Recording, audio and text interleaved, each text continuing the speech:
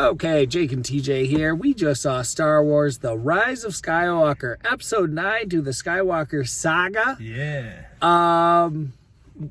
So I actually really enjoyed it. My expectations were super low because I look at Rotten Tomatoes. I saw they gave it a 54%.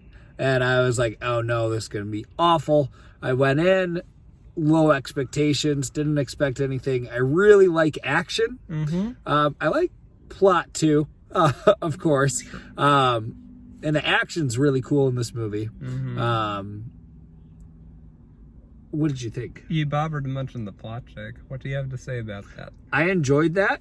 I thought it was interesting what happened. I wasn't going to spoil anything. I did like... So there was something that they don't explain, but then I thought back to Revenge of the Sith, and they do mention something. And I was like, oh, okay, so he used this. It doesn't say how, though.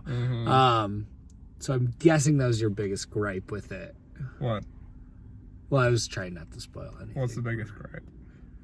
Palpatine comes back, and you don't know how. Well, we all know that Palpatine comes back. But you don't know It's how. alluded to in the trailer. So. Well, that you didn't know how. You don't have to tell them how it happened.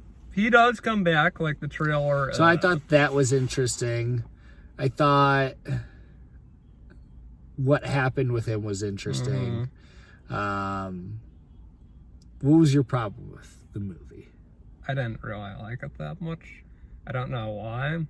I think my biggest problem with it is that it's one of those mishmashy movies where it's just ambient because there's so much going on that you can't really take it apart, and it makes a review very difficult to do. I also really don't care that much. I also really don't care to do a review for it because number one, I don't want to bum people out.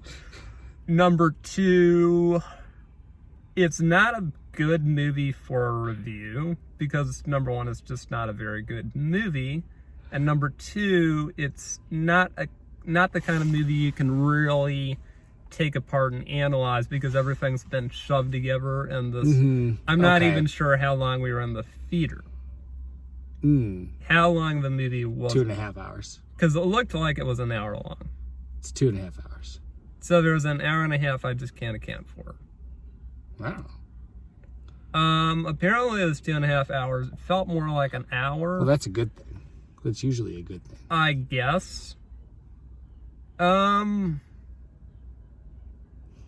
It really, I think, sums up this entire trilogy pretty well, which is just mediocre.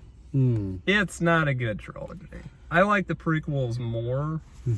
For one thing, I actually really liked Phantom Menace a lot. I didn't like the other two that much. For another thing, I liked Revenge of the Sith none of the three of this new trilogy I really care for at all. Force Awakens was pretty good. Yeah. But it ends up feeling very dry, and unfortunately, I don't think it was a matter of story. I think the story was fine, it just wasn't directed well. Because the feeling of the movie rests entirely on the director's shoulders. Nothing was wrong with Force Awakens at all.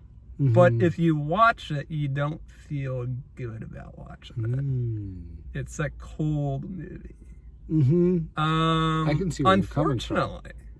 Because everything else about that one is fun. It's just not good to watch. It's like Eraser with Arnold Schwarzenegger. It should be good, but you don't like it for some weird reason. So that's going to be the tagline for this review.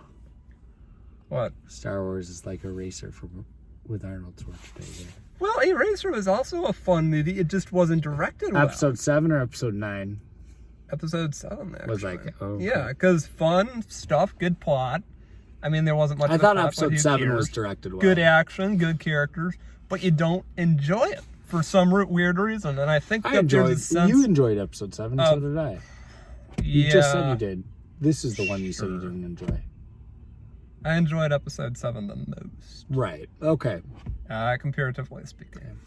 I liked it more than TJ did, but I think how he analyzed it was actually really well. So I'm just going to leave it with that. But I would still see the movie. And we are now going to review Jumanji, which I'm going to give a much better review for. Because that was awesome. And we both liked it, by the way. Oh, yeah. So I enjoyed it. I'd say if you're a Star Wars fan, still go see it. I'd give it a 4 out of 10. I give it honestly, I give it a 9 out of 10. I really enjoyed it. But he disagrees with me by a lot. Actually, I'd give it a 5 out of 10 because I think I'd give Last Jedi a 4 out of 10. And I did think to myself it was better than Last Jedi. So it gets a point more just because it wasn't as bad as the middle one. And that's not usually a good reason. No. But I enjoyed it a lot. I think that it's a cool spectacle. It's a very cool spectacle. But I can see all of TJ's points. So the second time I watch it, I don't know if I'll like it as much, but I am going to see it another time in theaters at some point. It might have a Lion King effect on you where you really like it the first time a lot, yeah. and then you watch it again, you're like, this is garbage. I hope not. It is possible because everything TJ said made sense to me, and I was like, those are not good things. Yeah. So that was Star Wars Episode 9, The Rise of Skywalker.